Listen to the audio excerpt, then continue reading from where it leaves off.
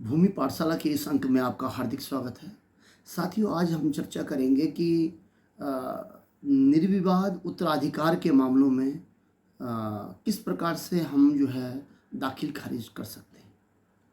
निर्विवाद उत्तराधिकार का मसला एकदम स्पष्ट है, जैसे कि बोल ही रहे हैं कि कोई विवाद नहीं है।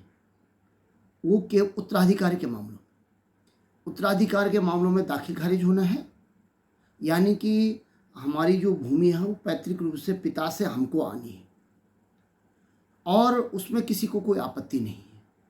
तो ऐसे मामले बहुत होते हैं जब हमारे पिता या माँ या जो जिसके नाम से हमारे को उत्तराधिकार में भूमि मिलनी है उनके नाम भूमि दर्ज होती है और उसके बाद जो है वो उसका दाखिल खारिज होना होता है। आम आदमी को ये जानकारी नहीं होती है ये कैसे होगा, जबकि इसमें मैं जानकारी दे दूं, ये बहुत एक सामान्य सी प्रक्रिया है। उत्तर प्रदेश भू राजस्व अधिनियम 1901 की धारा 33 क है, 33A 33A 33 क, उसमें स्पष्ट उल्लेख है कि यदि उत्तराधिकार निर्विवाद है तो उसका दाखिल खारिज किस प्रकार से किया जाए।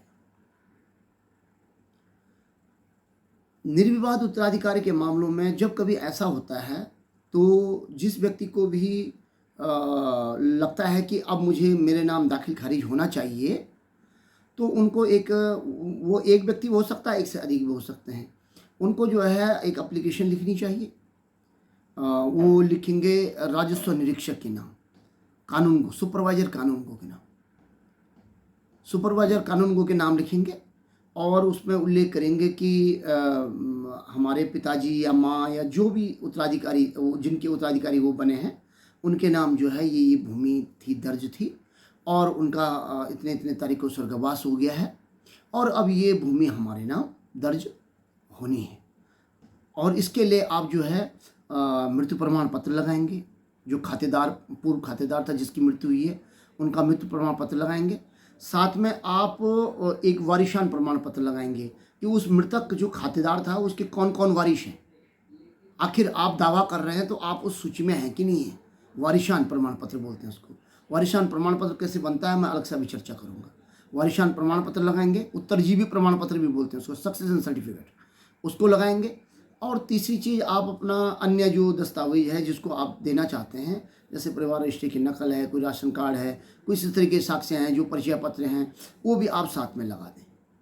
तो आप इस तरीके से एक एप्लीकेशन देंगे, कानून गो को देंगे, सुपरवाइजर कानून गो को, वो लेखपाल से इसकी जांच करवा देंगे और लेखपाल से जांच करवाने के बाद वो संतुष्ट हो जाते हैं तो वो इस पर आदेश पारित कर लेते हैं। यह एक प्रशासनिक आदेश होता है। फिर उसका इंदिराज जो है खतौनी में तदनुसार कर लिया जाता है और वो जो है उनके वारिशों के नाम चढ़ जाता है। एक तरीका तो इसका ये है। दूसरा तरीका ये है कि आपको जानकारी नहीं है कि ये होना है। किसी भी व्यक्ति को हो सकता है ये जानकारी ना हो, तो ये दायित्व जो है लेखपाल पर या पटवारी को दिया गया है कि लेखपाल जब भी गांव में विजिट करेंगे तो गांव में विजिट करने के दौरान उनको पता चला कि फलां खातेदार की मृत्यु हो गई, तो वो ग्राम प्रधान या गांव के अन्य किसी भी व्यक्ति से जो जानकार है उससे पूछ सकते हैं कि हाँ भाई फलां खातेदार की मृत्यु हो गई है क्या। तो वो बताएंगे हाँ जी उसके तो होगी, मृत्यु हो गई।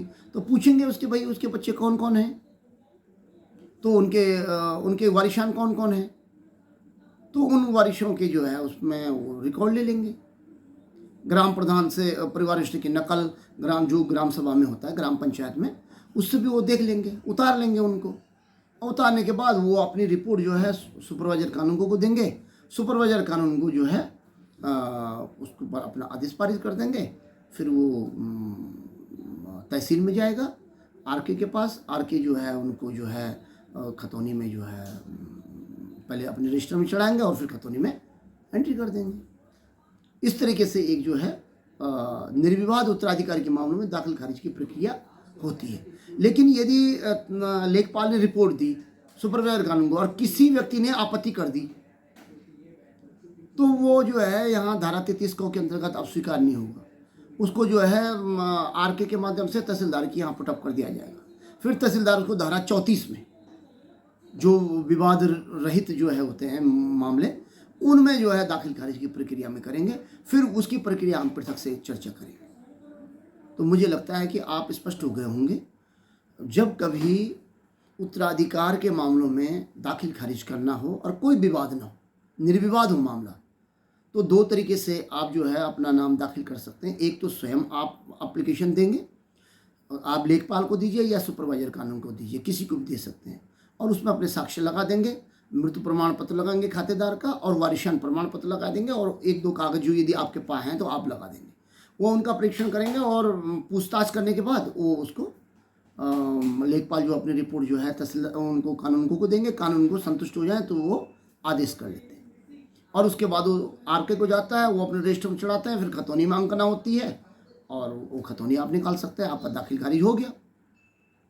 दूसरा ये है कि आपको जानकारी नहीं है तो लेखपाल विजिट में जाएंगे, अपने गांव के विजिट में जाएंगे, और वो पता करेंगे भाई कौन कौन खातेदार की मृत्यु हुई है। उन खातेदारों के फिर उनसे संपर्क करके उनके परिवार वालों के जो डिटेल है वो उनसे भी ले सकते हैं, ग्राम प्रधान से भी ले सकते हैं, पंचायत सेक्रेटरी से भी ले सकते हैं, किसी भी लेकर के अपने रिपोर्ट एसके को, सुपरवाइजर कानून को देंगे। सुपरवाइजर कानून को उस पर आदेश पारित कर देंगे, आरके को जाएगा, आरके रजिस्टर में चढ़ाएगा और खतौनी में अंकना हो जाएगी। आप खतौनी की नकल ले लेंगे तो आपका दाखिल खारिज होगी। लेकिन मैंने कहा कोई भी यदि आपत्ति कर दे कोई भी व्यक्ति, तो फिर वो इस प्रक्रिया से बाहर हो जाएगा और फिर धारा 34 में चला जाएगा, वो तहसीलदार ही उसको सुनवाई कर पाएंगे। तो मुझे लगता है कि आप स्पष्ट हो गए होंगे, और ऐसे मामले गाँव में बहुत होते हैं। बहुत लोग होते हैं जिनको पता ही नहीं होता है कि अब हमारे जो पूर्व उनके नाम था हमारे नाम कैसे चढ़ेगा। ये तो बहुत सामान्य सी प्रक्रिया है, लेकिन आप उससे पहले मृत्यु प्रमाण पत्र तैयार करवा देंगे और एक वारिशान प्रमाण पत्र। मृत्यु प्रमाण पत्र कैसे होता है जारी, इस संबंध में मैं एक अलग से वीडियो बना करके आपको दे दूंगा, क्योंकि बहुत इम्पोर्टेंट काम है ये भी। और वारिशान प्रमाण पत्र जो है वो कैसे बनेगा, इसमें हम अलग से वीडियो बनाएंगे। बहुत बहुत धन्यवाद।